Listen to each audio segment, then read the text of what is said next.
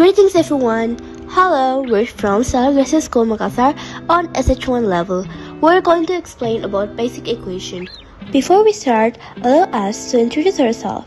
I'm Kisha and this is my teammates, which are Lino, Aldo and Nando.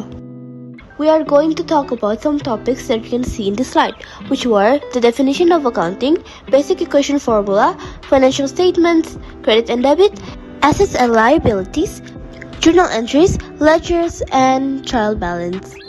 Are you ready? Let's start. Accounting is an activity which includes process of measuring, processing, and sharing financial and other information about business and corporation. Next, we're going to move to basic equation and financial statement. How to find basic equation and what is financial statement? Well, basically, to find basic equation, we're going to use a formula, which are assets equals to liability plus capital minus drawing plus revenue minus expenses. There are 5 financial statements, which are statement profit or loss or revenue sales, statement of equity change, statement of financial position, statement of cash flow, and lastly, notes or disclosure to the financial statement. Now, let's move to credit and debit. What is credit and debit? What are their roles in financial statements? Well, during assets, drawings, and expenses transaction, debit will be increased while credit will be decreased. The opposite happened to liability, capital, and revenue transaction. Assets. There are 2 types of assets, current assets and non-current assets. Current assets are short-term assets.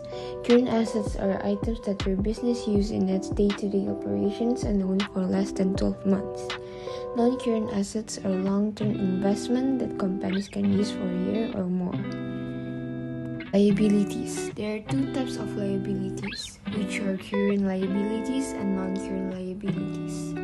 Current liabilities, also called short-term liabilities, are debts a company must pay within a normal operating cycle, usually less than 12 months. Non-current liabilities, also known as long-term debts and obligations that have an expected duration greater than 1 year, are shown on company accounting balance sheets. Journal entries. A journal entry is a record of a business transaction in the business books. A journal entry records both sides of this transaction in the form of debit and credit value.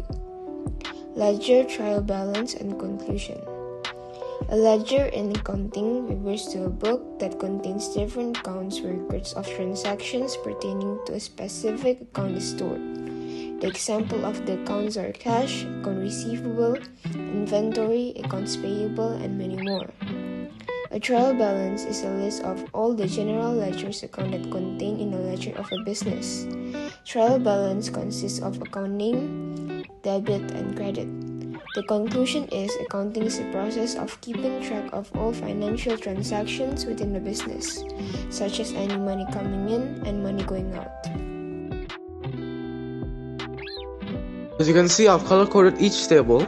The green table shows the journal, the blue table shows the ledger, and the orange table shows the trial balance. Each of the tables show different information.